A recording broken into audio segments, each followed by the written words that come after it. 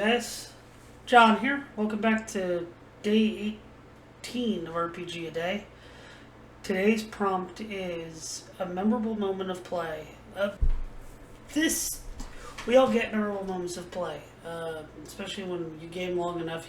You develop the war stories, and I think a thing that's been I've had a lot of these. I've mentioned many of them on this channel over the years. My first session running Call of Cthulhu, running The Haunting, really memorable. My players being very smart, getting down to the basement of the Corbett house and discovering Walter Corbett's body, and then my friend Jackie's character going insane and developing some necrophilia for Walter Corbett. Yes, that is a thing that happened, and it was great. It was great. Classic Call of Cthulhu shenanigans.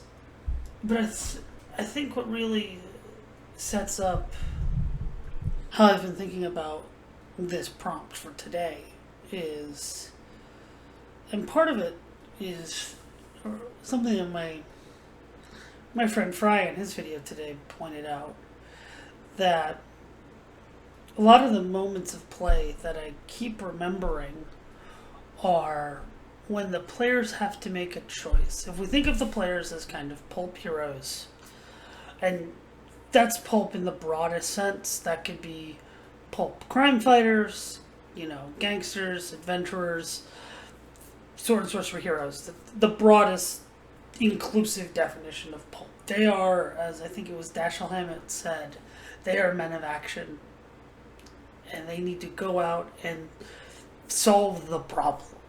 There is a problem, they need to the heroes need to set it right. And it may be a complicated problem. It may be something that deals with authority, corrupt governments, corrupt police, mob bosses, evil wizard, so on and so forth. And then they have to deal with the fallout of their actions from that event. That's really been kind of guiding as a GM, that's been guiding my philosophy a bit in terms of recent games I've ran. Doesn't work for every game, but it works for a good chunk of them. Because most games you're playing heroes, you're solving problems in a town or in a city. That's what you're doing. My example here that really is sticking in my brain today really has to do, a couple months ago I ran like I've mentioned here before, I ran a Noir game. This Noir game was set in the 1980s. Hey guys, John from the editing room here. I didn't actually tell you where my game was set. I told you when. It was set in the 1980s, but it was also set in 1980s Los Angeles. So we were dealing with kind of, it's hinted at in the later stuff with the movie star and stuff, but I just wanted to clarify that now it was in Los Angeles was the city. I don't know how it slipped my mind. I should probably write notes for these things. Enjoy the rest of the video.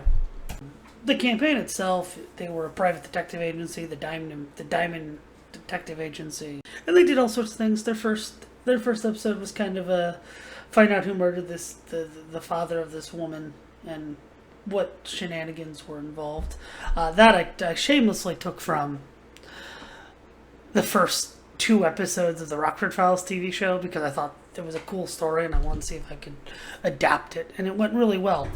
That campaign ended with Jeffrey, the one detective, shooting an airplane down with his handgun in the middle of the Nevada desert. Really great stuff. The moment of play that I really loved was in the last case that these guys did, it was their 3rd case. It was kind of a trilogy of scenarios. Scooby-Doo inspired thing where it was around a racetrack. But the moment of play that I really loved was in the last case that these guys did, it was their 3rd case. It was kind of a trilogy of scenarios. And it involved a missing actress. Classic film noir setup. Missing actress. I also added in some stuff with missing actress was the one angle. There was Another guy had some Interpol contacts. His hook was there was this there was this old Nazi filmmaker shopping a script around Hollywood that he had to find. Who they had some slight problems with Israeli intelligence. The Mossad was kind of after them. It created some fun little things. Very much in kind of like an Adolf Eichmann kind of situation. And then there was another one. The photojournalist character had a hook where it was learning about there was a connection to one of the city councilmen having a photo with this neo-Nazi group. I forget the name of them now. They were basically this neo-Nazi biker gang called, I think, the Wolves of Valhalla or something like that. And then there was this other, the one more criminal type character had a hook that his friend's bar was being harassed by these bikers. So I had kind of all these plot threads. If it was a murder board, you had all these different threads that they had to pull on together, and they had to kind of follow them all separately to eventually get to where the actress is. Because everything was connected and it was all layered, and it was beautiful. I think I really gave them the feeling of tugging on a conspiracy. So they eventually learn that the actress is in this cabin in Lake Tahoe, where the Nazis are, and they have to go and they have to beat. They totally fucked they totally fucked up the Mossad angle, like player characters do. They were given the option, like, well, we could we could work together, but the players like, nope. Not doing it. You threatened me. Fair. Player characters make their own decisions, right? But they plan this out. They get a hotel room. They prepare their cars with, phone books as makeshift bulletproofness. They go into this cabin. They have a good plan to get around, and they find where the filming location was. And they don't find the actress. And then eventually one of the players trips over a pile of dirt. And immediately they kind of go. And they start digging. And they find the actress dead. Find her dead and buried. They initially found a mannequin propped on the altar that was being used for this filming shoot. I also totally set it up that they were worshipping some dark god and doing a ritual, because I play Call of Duty. I know what people expect sometimes, but that wasn't. But yeah, they find the actress buried and dead, and they lost their shit. One player, the character Johnny, goes, "Man, we could have had it. They were over here. We could have." Oh, and it was just so. It was truly noir in that sense. It was truly a noir feeling. The players, did everything right. They were the competent detectives and investigators, and they thought they could save it. And I did have a contingency for them to save the girl, but it was very specific if they acted very quickly on things. And didn't get bogged down with. If they saw through the red herrings, they would have been able to get through it.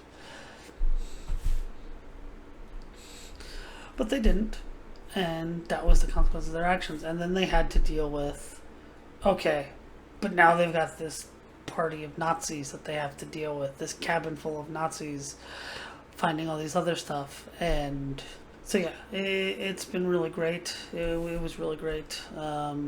Really great moments, and then they had to, fight their way out. The Mossad showed up. They had to de-escalate that. What was it? They had FBI agents with them that they had to deal with. And it very much set the tone for, that was the climax of the campaign, and they had to. Then everything kind of fell into place of what their next steps were, and it was really great. It was really. Like I said before, it was noir. It was really where this campaign got got the feeling of a noir story. And I will always keep that memory in my mind. I can't recommend taking that away from your players a lot, because you can get very much cliched and players will think like, well, nothing matters. But if you're doing a long-term campaign, even if it's just 3 scenarios, so a short campaign, but a campaign, give them the victories early on, but then for the last one, you gotta throw that wrench at them and see what they do. And it was great. They eventually survived. They got through the skin of their teeth. The one who had the Interpol contacts wound up captured and tortured in an aircraft carrier, where he eventually beat the crap out of a Nazi. And they eventually had a shootout in a hotel room later on. It was just good story, good role-playing storytelling was in this game. And so yeah, memorable moment of play. That time they didn't. My players didn't get the girl. And yeah, it was great. It was a great game. Like I said, it felt noir, and it was perfect. It was just everything kind of fell perfectly into place. With that, tell me what your favorite memories of a memorable moment of play is. I would love to hear it. I love hearing your comment. I love reading your comments. If you want, make a video response to me. I know it's a bit harder now in YouTube, but yeah, we'd love to hear it in your memorable moments of play and of this hobby, because that is what this hobby is about. Getting together with our friends and having fun and making memories. Alright guys, have a good day. Get out there, roll some dice, and I'll catch you later.